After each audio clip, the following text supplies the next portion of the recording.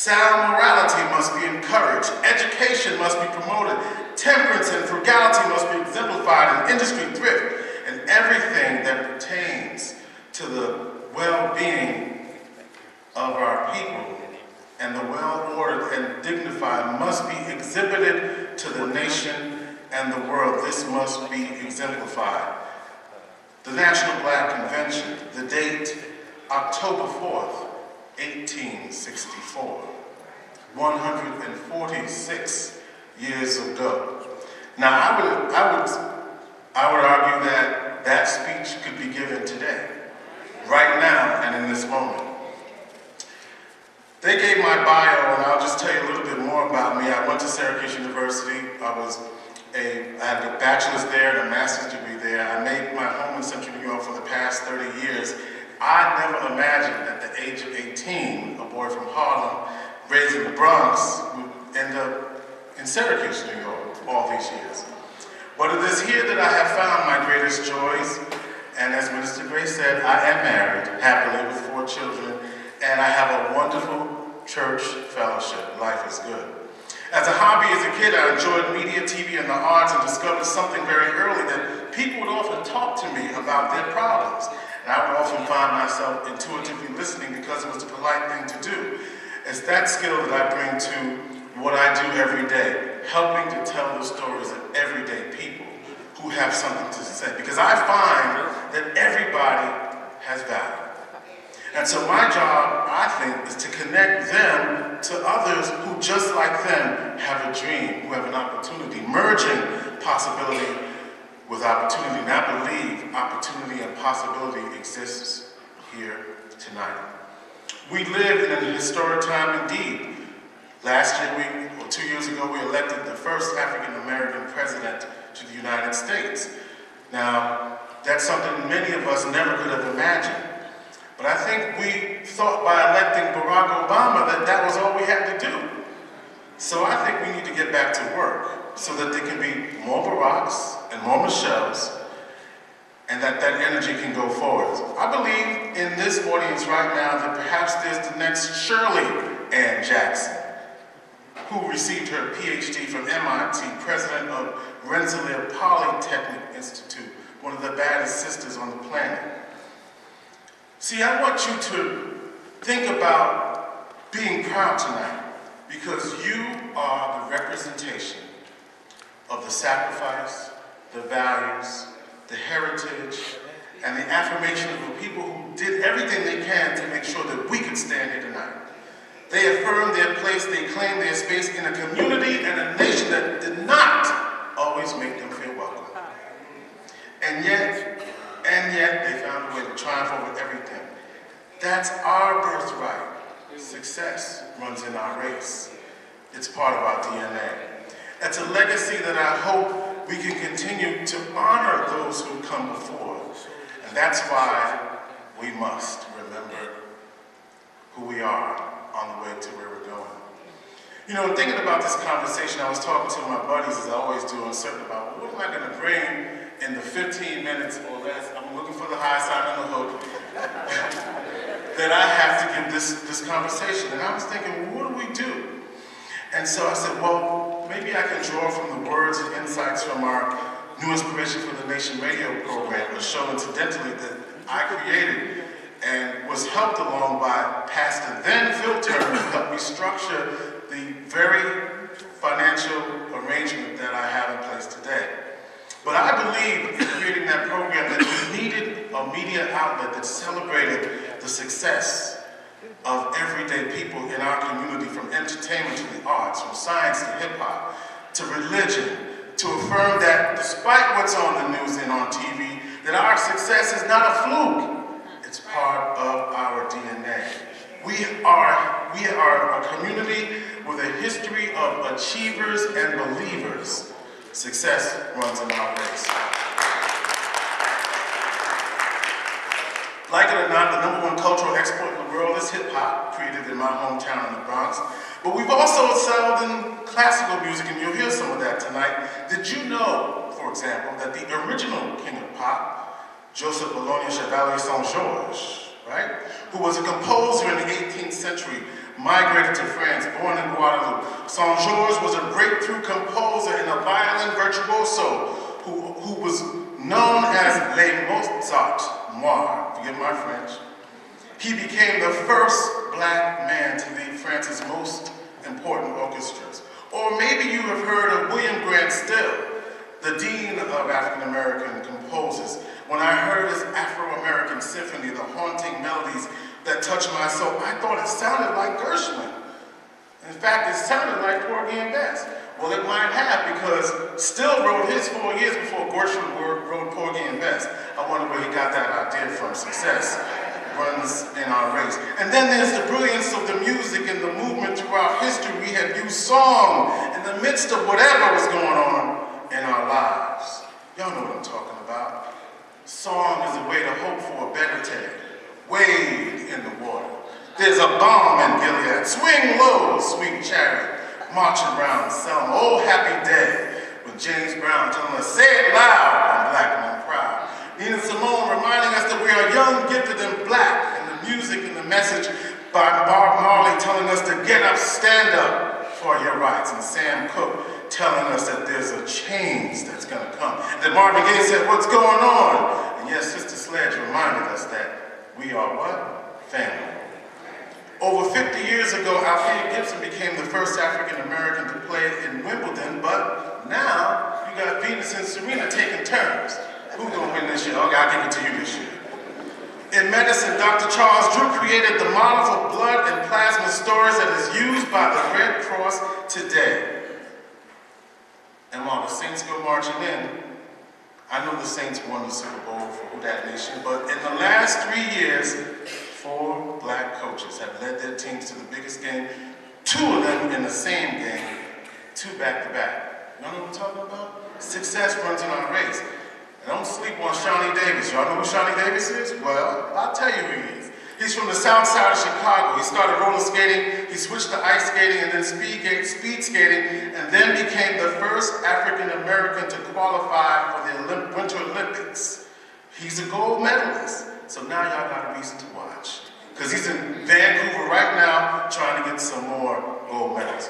Or maybe you've heard of astrophysicist Dr. Neil deGrasse Tyson, who has the Hayden Planetarium in New York City, who received his PhD in astrophysics from Columbia University, determined to make science cool, who told me when I talked to him that the sky is not the limit, that our mind's capacity is infinite.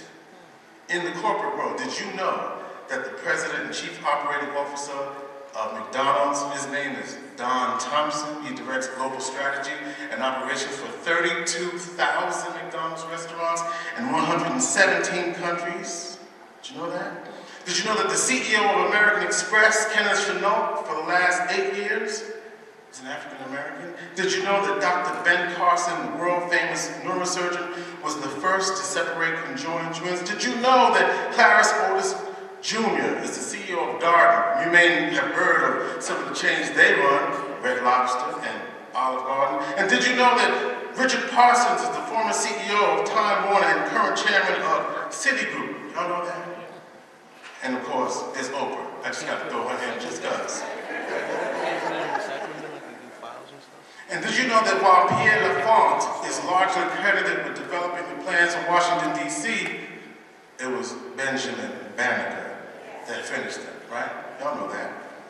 When we allow our greatness to shine, when we expect greatness from one another, we elevate our expectations. So how do you see yourself tonight? Expecting greatness is a funny thing. It reminds me of the first time I went to a book signing. It was Johnny Cochran's birthday party. And I was talking to my friend Mel Tiller, who's been to visit Syracuse. And I said, I gotta go to this meeting and all these muckety-muck people are gonna be there. I'm just from Syracuse. He said, hold up. Stop with that unjust.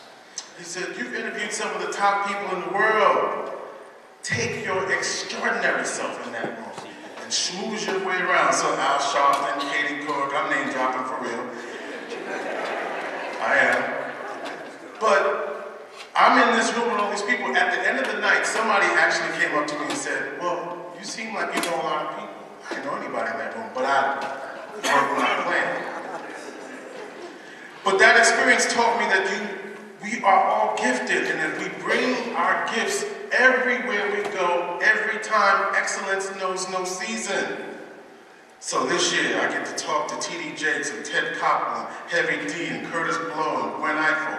See, I research and bring my A game, and I know that each of us has that capability as well. There's no obstacle that we can't overcome, no matter what comes our way, because success runs in our ways.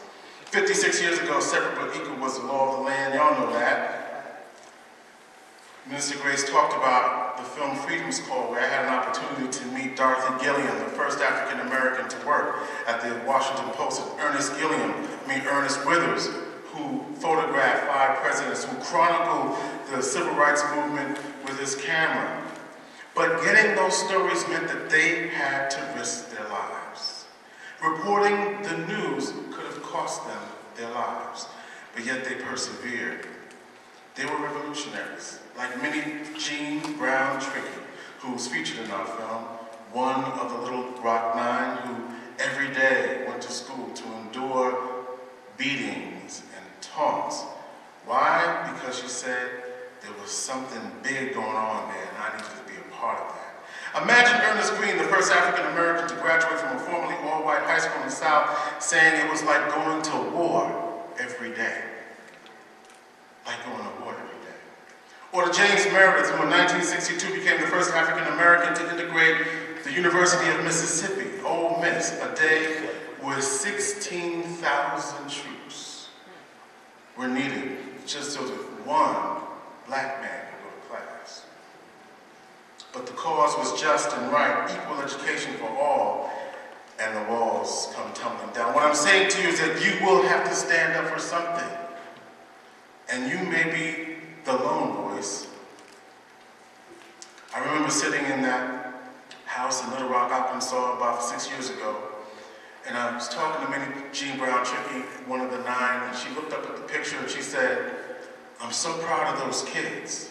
She said, "You know, everybody wants history to be real complicated." But she said, "It's ordinary people that make history." Ordinary people that make history. So what will be your contribution tonight? What will you do to make the difference? I need to get to the bridge, so let me do that for a minute. I have 7 goals that were developed by George Fraser in his book, Success Runs in Our Race. Let me give them to you. First, a spiritual goal. To praise and honor our Creator using our unique qualities and powers to better the human condition. So what does that mean? What do we have to do? Worship and celebrate our religion regularly, whatever our individual beliefs may be. And then act upon the conviction that one person can make a difference. 2, culturally, to understand and celebrate our history and culture and to make them the basis of our values, beliefs, and actions. So we've got to study our history. We've got to re-educate our children about who they are and what they represent.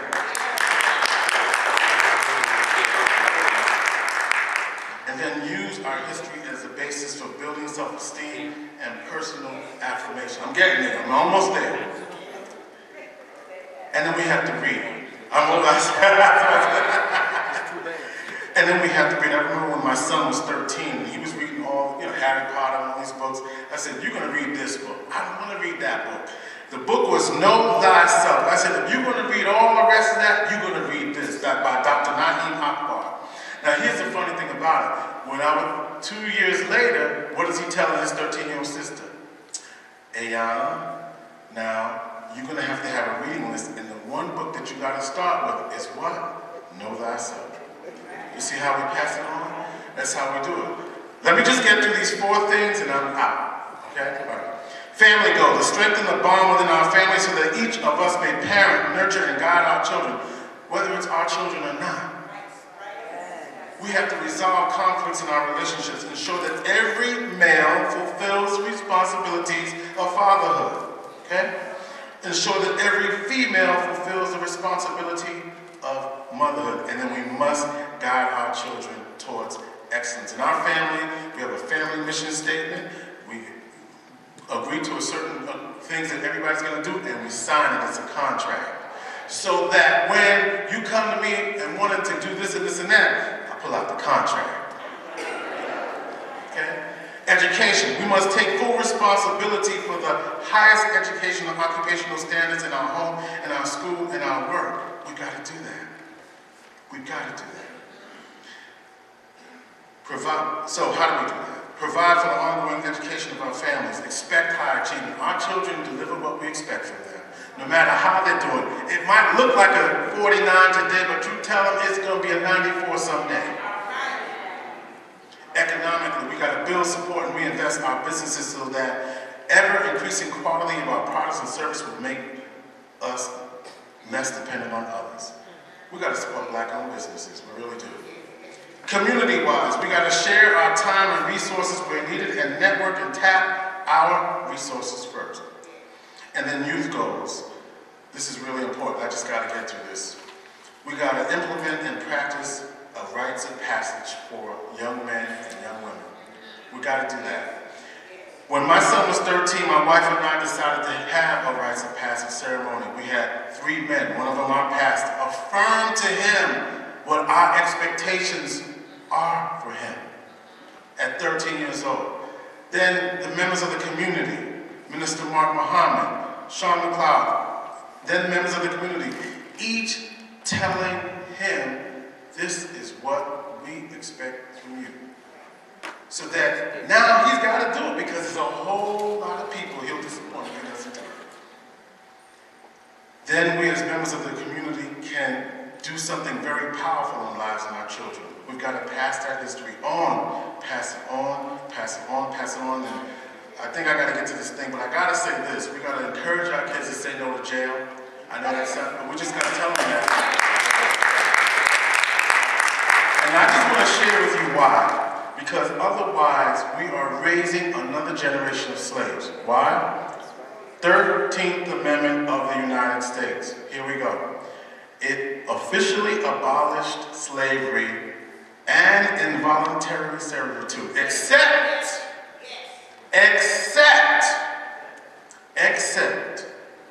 as punishment for crime. Okay?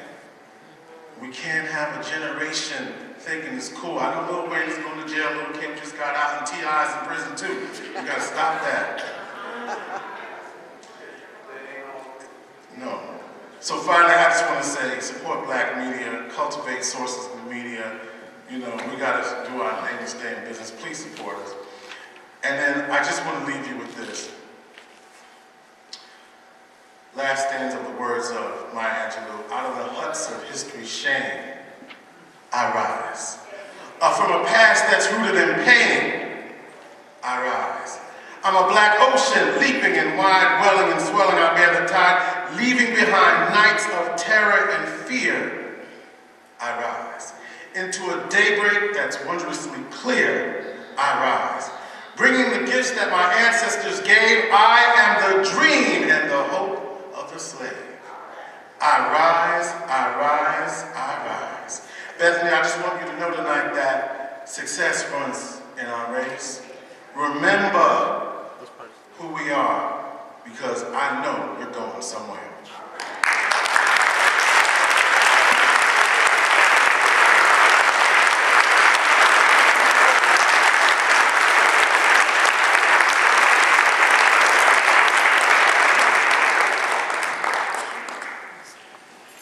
Thank you, Brother George Kilpatrick. Success is in our race. Beautiful job. Let's give him another hand.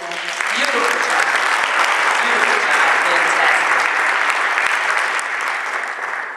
And now, we will have an introduction of our recital led by Gregory Shepard Bass. When I first looked at that, I thought it was bass, but it's actually bass. He's a bass singer. How many opera lovers are out in the audience tonight? Amen, amen. Opera lovers, oh, you are in for a treat tonight. And this brother is breaking barriers, breaking down all kinds of stereotypes. I mean, singing opera. This is fantastic. We had Marian Anderson on the female side, and Leontine Price and Kathleen Battles, and now Gregory Shepard, who is from Syracuse. So, amen.